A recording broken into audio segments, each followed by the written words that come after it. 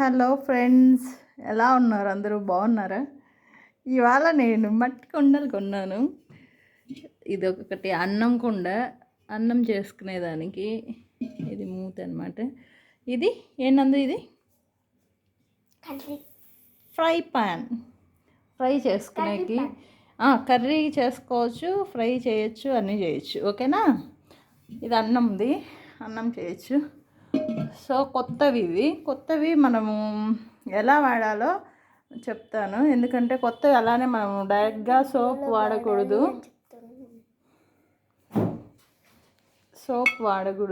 డైరెక్ట్గా మనం first water వేసి దీని నిండా ఒక రోజంతా నానాలన్నమాట. అప్పుడు మాత్రమే మనం వాడుకునే వీలుగా బాగుంటాయి.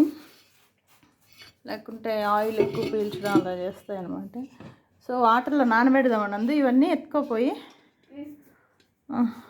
1 by 1 ఫస్ట్ మూత తీసుకో, వాటర్లో నానబెట్టేద్దాము. ఓకేనా? ఇవి తీసుకొని పోయి వాటర్లో నానబెట్టేస్తే ఒక రోజంతా, రేపటి నుంచి బయట వద్దు నాన్న, లోపల ఒక్కటి పడేస్తావు. అక్కడ పెట్టు Nandu. Keep it there. Okay, enough. పదా, వెరీ గుడ్. వెళ్ళు, షింక్లోకి పదా, నానబెడదాం. ఇలా షింక్లో పెట్టి 1 day మొత్తం నానబెట్టేయాలి. వాటర్తో నింపేయాలి. సో అప్పుడే మనకి వాడుకునేకి వీలుగా బాగుంటుంది అనమాట. నాన్న అదంతా నిండని వాడుకునేకి వీలుగా ఉంటుంది. సో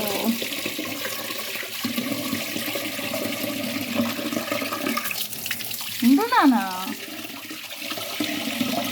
సో దీని నిండా వాటర్ వేసేసి బాగా నానాలి. నన్ను పైన పెట్టు బేబీ. పగలగొట్టేస్తావే నువ్వు, పగలగొట్టేస్తావు.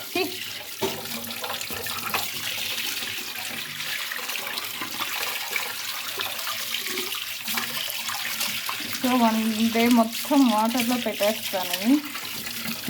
అప్పుడు మాత్రమే మనం వాడుకునేకి వీలుగా ఉంటాయి అన్నమాట. బాగా మేబీ ఒక టబ్బు, పెద్ద టబ్బు మాది పగిలిపోయింది. టబ్లో వేస్తే ఇంకా బాగుంటుంది. ఓకే, కడిగియాలి. సో జామకాయ తింటావా ఇప్పుడు నువ్వు?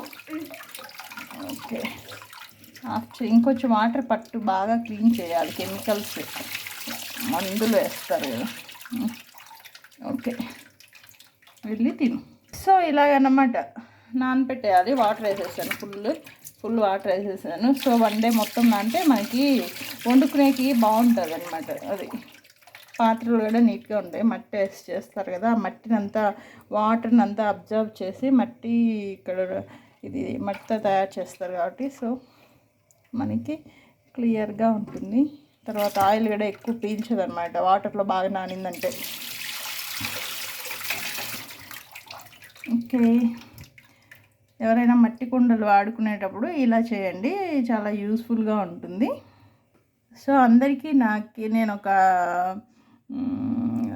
అడ్వైజ్ ఇస్తానండి. మట్టి కుండలు తీసుకొని వంట చేసుకోండి. ఎందుకంటే మట్టి కుండల్లో వంట అంటే మనకి చాలా బాగుంటుంది. హెల్తీ కూడాను, టేస్టీగా కూడా ఉంటాయి వంటలు.